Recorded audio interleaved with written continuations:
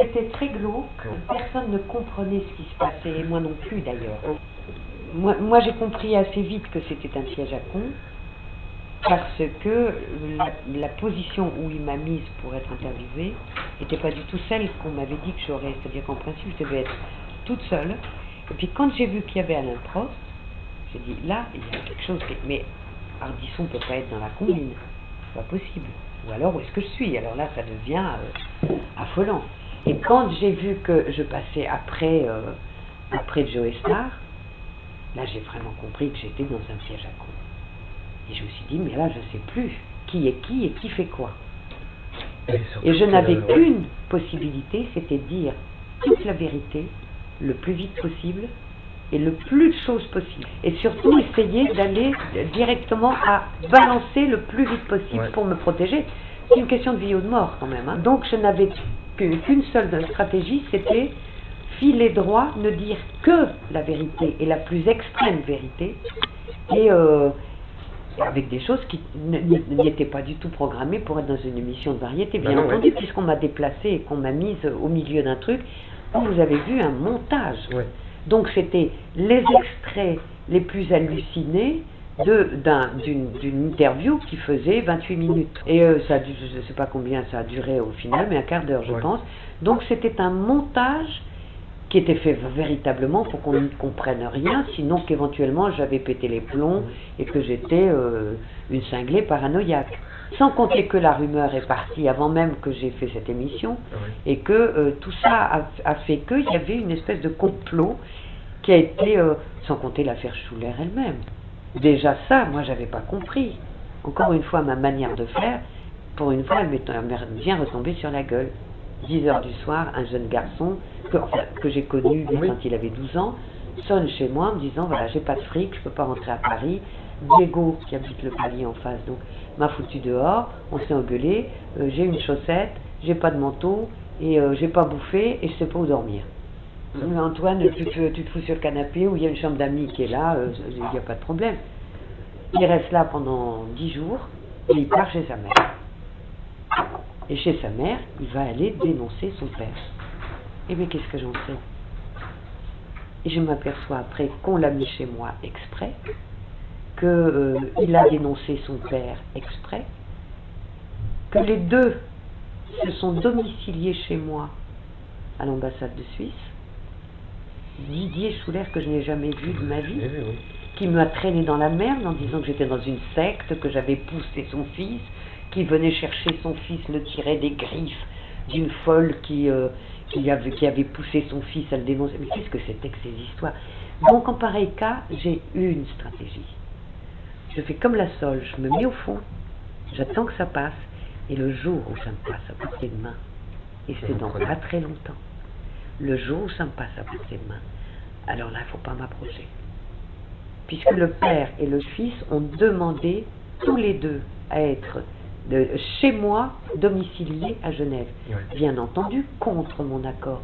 En aucun cas j'aurais voulu ni d'Antoine Schuller, ni de Didier Schuller, a fortiori Didier Schuller, qui dans l'avion disait, vous comprenez, je suis obligé de rentrer pour mon fils le tirer des griffes une secte d'extrême droite. Moi, dans une secte déjà, mais c'est impensable quand on voit ma carrière, ça n'arrête pas de faire de l'audio, je suis incapable d'être dans un groupe, a fortiori un parti politique, a fortiori une secte, mais c'est contre ma nature, c'est imbécile pour tous les amis qui me connaissent, mais c'est impensable. Bon, donc voilà, c'était un piège à con. Je me suis aperçue à cette... Voilà, ça sentait le piège, c'en était un. La presse a suivi comme un seul homme, vous en déduirez ce que vous voulez, mais quand moi j'ai essayé de leur amener les preuves du contraire, ou même de les avoir au téléphone, pas eu un mot, rien n'est passé, rien. Et je leur ai amené les pièces de dossier qui sont irréfutables. Personne n'a voulu passer. À Libé, ils ont dit carrément, c'est pas moi qui ai vu la fille de Libé, elle a dit si je passe ça, je suis foutu dehors ce soir. Donc ça veut dire que toute la presse est aux ordres, parce qu'après tout, je peux avoir dit des choses qui pouvaient être intéressantes. Sur le temple solaire, moi j'ai assisté à des choses qui sont autour de cette histoire. Est-ce que ça peut aider des gens de le savoir? Moi je le pense. Les services secrets suisses qui ont travaillé avec moi pendant 2 ans l'ont pensé également. Donc j'ai pas travaillé avec des fous. J'aurais été un minimum du quart du centième cinglé que jamais les services secrets suisses n'auraient travaillé avec moi pendant 2 ans. Donc il y a bien péril en la demeure. Je n'ai pas dit, du reste, je suis condamné en première instance à 400 francs d'amende pour diffamation, 400 francs. C'est dire jusqu'à quel point les choses énormes que j'ai pu dire, ça valait un arrangement à 400 francs pour que je me taise. Et je refusais d'ailleurs. Je tiens à ce que la vérité soit faite. Je n'ai pas dit l'ombre d'un mensonge. Et tout ce que je dis, je peux le prouver. Personne ne veut avoir les preuves sur la table, que ce soit Le Monde, Libé, Le Figaro en premier. Enfin, est-ce que c'est sérieux? Est-ce que c'est ça que je vais écouter? Ça, c'est le four, c'est pas grave. Non, mais c'était une période fichtrement serrée, hein. Fichtrement serrée. Je me suis rendu compte du piège à con au moment où j'étais à la mission. Je n'en parlerai jamais avec Ardisson, il était obligé de le faire. Bon, maintenant que j'ai bien vu, mais au moment où je me suis retrouvée là-dedans, je ne savais pas d'où venait le coup. Je n'ai pas compris une seconde que Francis Spinner, avocat de mon mari, avait fait la liste des questions. Mais comment je peux imaginer un truc pareil? Comment je peux imaginer ça? Je ne connais pas Francis Spinner. C'est l'avocat de Chirac. Mais qu'est-ce que ces gens... Mais pourquoi ils me font un truc comme ça pour me décrédibiliser? Ça veut donc dire, a posteriori, que je sais des choses qui ne sont pas du tout innocentes. C'est tout ce que ça voulait dire. Ça vous tient toujours à cœur, cette histoire? J'en ai rien à foutre. Si les gens n'ont pas voulu l'entendre, si les gens ne veulent pas savoir, ils vont en avoir les effets aujourd'hui. Et ils les ont déjà, les effets. La France est quasiment en faillite, il ne faut pas se poser la question. Qu'est-ce que c'est devenu? C'est parti où? C'est fait comment? Qui prend les décisions? Tant qu'on n'aura pas la démocratie directe dans ce pays, tant qu'un homme politique a le pouvoir de décréter quelque chose, il est achetable.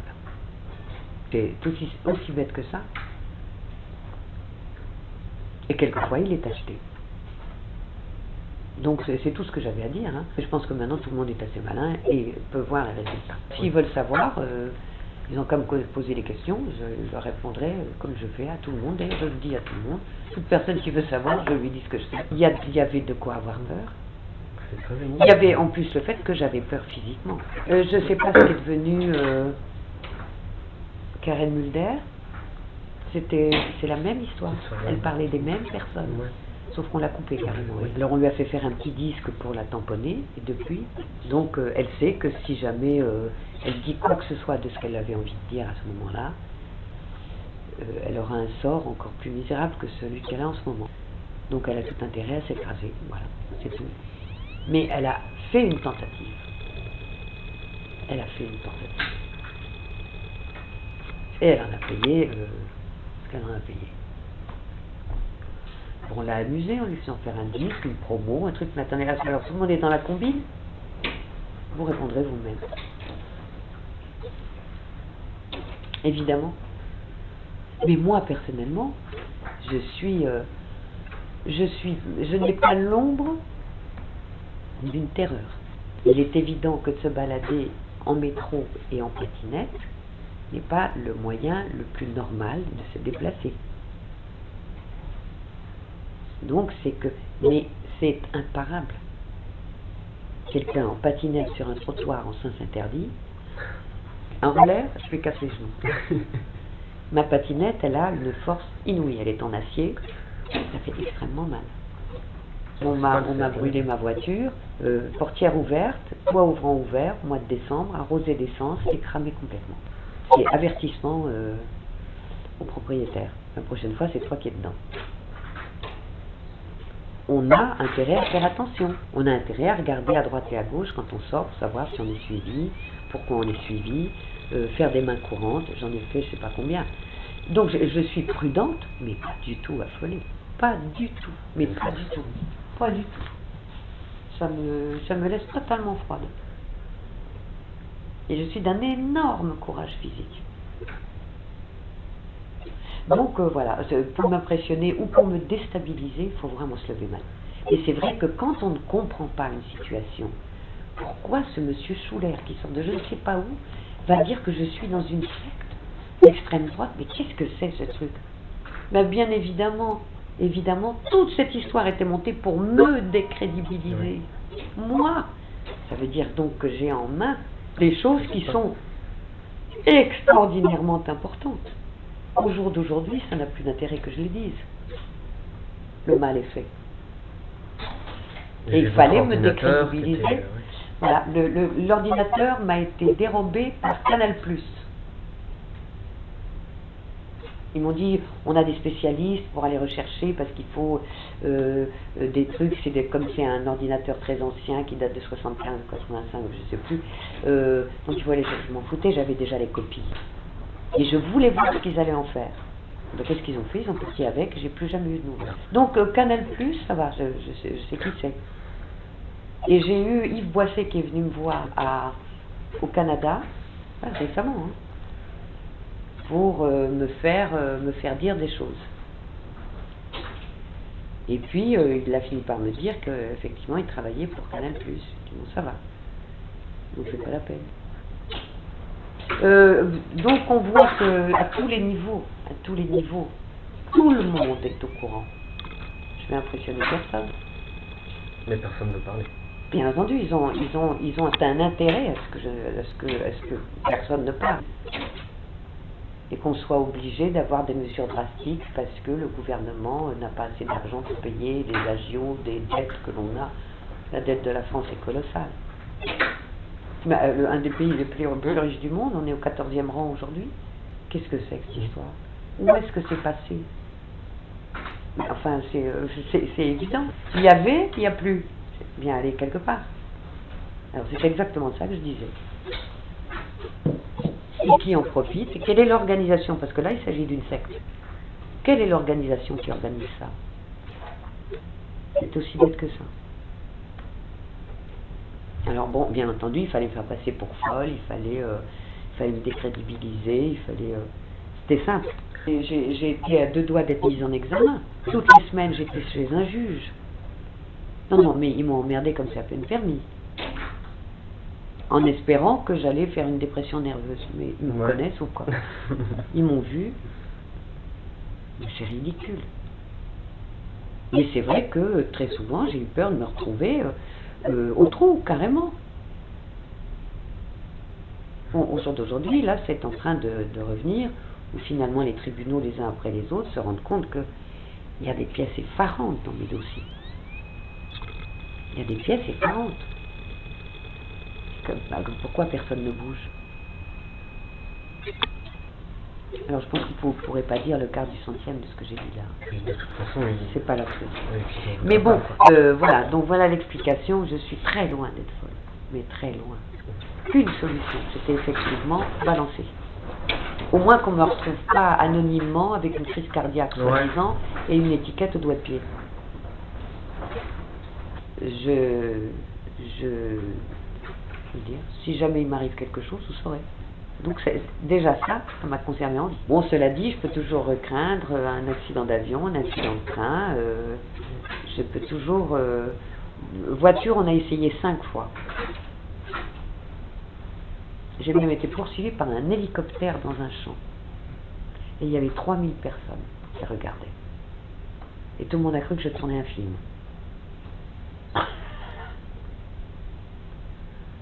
Et j'étais là, j'étais au spectacle. C'est hallucinant. C'est hallucinant un truc comme ça. J'aurais pas eu un témoin avec moi, j'aurais jamais osé en parler. J'aurais jamais, on aurait dit, là, vous voyez bien qu'elle est piquée quand même. Non, j'ai un témoin, lui, il était terrorisé. Alors. Il m'a dit, j'aurais jamais imaginé un truc pareil, c'est fou. Et l'OTS, on va mettre un chapeau par-dessus, on ne saura jamais, ils se sont suicidés, avec 9 balles dans le corps. Ça fait 54 morts, quand même. Moi, je peux pas me taire, hein, là. Des enfants, là-dedans, il y en a. Je dis, qu'est-ce que c'est que cette boucherie? Oh, du pognon. Oui, il faut toujours chercher ça au jour d'aujourd'hui. Quel est l'intérêt, quel est l'argent? Et à partir d'une certaine somme, on peut tuer 100 personnes. mais sans l'ombre d'une hésitation. Alors, un coup c'est en Égypte, un coup c'est en Angleterre, un coup c'est en Suisse, un coup c'est une secte, ou bien c'est un attentat, ou bien c'est... non, rien à foutre. Rien à foutre. Mais c'est parfaitement logique. Alors il y a 10 ans, quand j'ai commencé à comprendre et que je racontais, on s'est dit elle est folle. Mais il y a peut-être 10%. Ça a commencé comme ça. Puis j'annonçais les choses qui devaient se passer. Quand moi j'avais compris qui était qui, et quand je voyais une personne dans une société, je disais, voilà ce qui va se passer d'ici 2 ans. 2 ans plus tard, ça arrivait. Je disais, c'est bizarre, parce que quand même, bon, c'est le hasard, c'est une coïncidence, elle l'a dit, mais c'est une coïncidence. Puis ça fait 10 ans que ça dure. Où régulièrement j'annonce les catastrophes boursières, ou les catastrophes de personnes, ou que j'annonce à l'avance. Je ne lis pas dans les cartes. Hein.